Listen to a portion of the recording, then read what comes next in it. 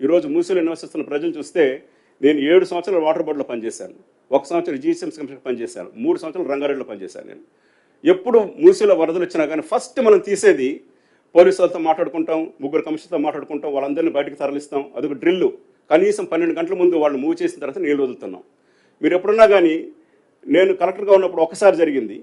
గత 5 సంవత్సరాల్లో ప్రాక్టికల్గా ప్రతి ఇయర్ మూసిన రకరకాల 4-5 సార్లు నీళ్ళు వదులుతున్నాం. మనం కూడా నీళ్ళు వదిలాం.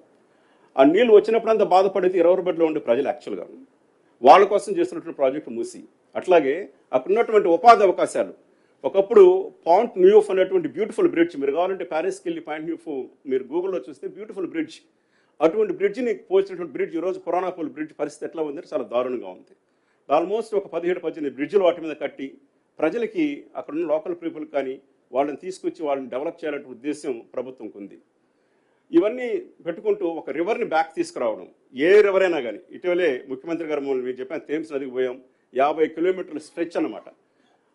లండన్ నగరం కూడాను రీడెవలప్మెంట్ కావడానికి ఉపయోగపడింది థేమ్స్ రివర్. అట్లాగే చియాంగ్ చాంగ్ అనేసి ఒక రివర్కి వెళ్ళాం మొన్న సోల్లో. ముఖ్యమంత్రి గారు మేము కలిసి నడిచాం. ఒక రివరు, ఐ థింక్ అది 8.7 కిలోమీటర్స్ రివర్. ఒక మేయర్ గారు దాని దృఢ సంకల్పంతో 4 సంవత్సరాలు పట్టుకొచ్చి దాన్ని డెవలప్ చేసిన తర్వాత 3.5 డిగ్రీ సెంటిగ్రేడ్ టెంపరేచర్ తగ్గింది నగరంలో. వాల్యూస్ పెరిగిపోయాయి.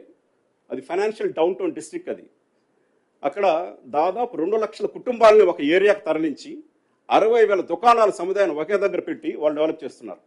చేసి చూపించారు. అప్పుడు నైట్లో నడవగలుగుతాం. బర్డ్స్ వచ్చి నిలుస్తున్నాయి, చేపలు చేరాయి ఆ నీళ్ళల్లో. బట్ నీటి యొక్క లోతు ఆల్మోస్ట్ ఒక నీ లోతులే, మోకాల లోతులే ఉంటాయి నీళ్లు. కానీ చాలా మంచిగా తీసుకొచ్చారు ప్రాజెక్ట్. అట్లాగే హాన్ రివర్ అనే ప్రాజెక్ట్ చూసాం అక్కడే, అదే సియోల్లోని.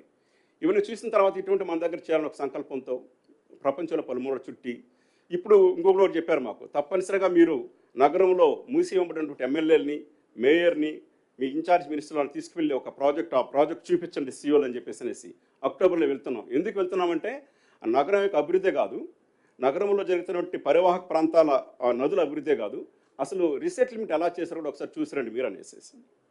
సో అది అక్టోబర్లో వెళ్ళబోతున్నాము. దాన్ని కూడా ఫైనల్ చెప్పింది డేట్ వెళ్తున్నాం. ఇవన్నీ కూడాను ఈ నగరానికి ఉన్నటువంటి ప్రశస్తి ఇంకా పెంపొందించాలి. $80 బిలియన్ నగరాన్ని నైట్ అండ్ ఫ్రాంక్ వాళ్ళు చెప్తారు 2035కి $250 బిలియన్ ఎకానమీ అవుతుంది అనేది ఒక report. It's happening. Hyderabad is the most happening, fastest growing city. మరి ఈ సిటీని ఇంకా ముందుకు తీసుకెళ్లాలనే ఉద్దేశంతో ముఖ్యమంత్రి గారు మంత్రివర్గం సభ్యులంతా కూర్చొని చర్చించేసినటువంటి ప్రాజెక్ట్ ఇది. దీంట్లో చారిత్రక కట్టడాలను తీసుకురావడం, ఉదాహరణకి ఉస్మానియా జనరల్ హాస్పిటల్ని షిఫ్ట్ చేసి అక్కడ మంచి దాన్ని, అది ఒరిజినల్ స్వరూపం తీసుకురావాలి. దాని పక్కన ఒక చెట్టు ఉంది, 108 సంవత్సరాల క్రితం దాదాపు 150 మందిని కాపాడిన చెట్టు అది. ఇన్ఫ్యాక్ట్ మేము రేపు ఎల్లుండి దానికి విజిట్ చేసి అక్కడ ఒక ప్రోగ్రామ్ చేద్దాం అనుకుంటున్నాం.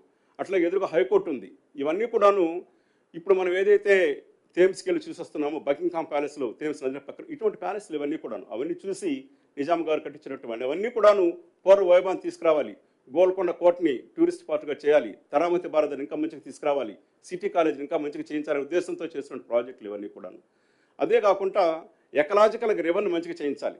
ఇవన్నీ ఊరికే చెప్పడం కూడా కాదు, ఆల్రెడీ ఒక ప్రాజెక్ట్ స్టార్ట్ అయింది. ఉదాహరణకి మూసీలో ఉన్నటువంటి నీటిని క్లీన్ చేసేదానికి ఆల్రెడీ మనము హైదరాబాద్ నగరంలో కొన్ని ఎస్టీపీలు చేస్తున్నాము. హైదరాబాద్ నగరంలోనే చేస్తే సరిపోదు, చుట్టూ ఉన్నటువంటి దాంట్లో హైదరాబాద్ నగరం 650 కిలోమీటర్లు, ఓఆర్ఆర్ లోపల ఉన్నటువంటి ఏరియా ఇంకొక 1600 కిలోమీటర్లు ఉంది, స్క్వేర్ కిలోమీటర్లు. అక్కడ ఒక 13 ఎస్టీపీస్ని ప్రాజెక్ట్ ప్రభుత్వం శాంక్షన్ చేసింది. ఈ వారంలో టెండర్లకు వెళ్ళబోతున్నాం. 3,800 కోట్లు ఖర్చు పెట్టిపోతున్నాం.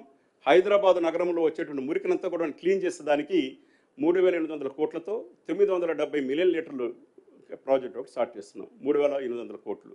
అట్లాగే గోదావరి నుంచి నీటిని తీసుకొచ్చి ఆ నీటిని ఈ 2 పైన ఉన్న చెరువులు అయితే మన నిజాం గారు నిర్మించారో, మోక్షం కొండ విశ్వేశ్వరయ్య గారు చేసినటువంటి దాన్ని అక్కడ 5 TMCs నింపి దాని నుంచి ఆ నీటిని నదిలో ప్రవహింపజేసి అక్కడక్కడ చెక్ డ్యాములు కట్టి దాంట్లో నింపి చేయాలని చెప్పి కార్యక్రమం ఒకటి ఉంది.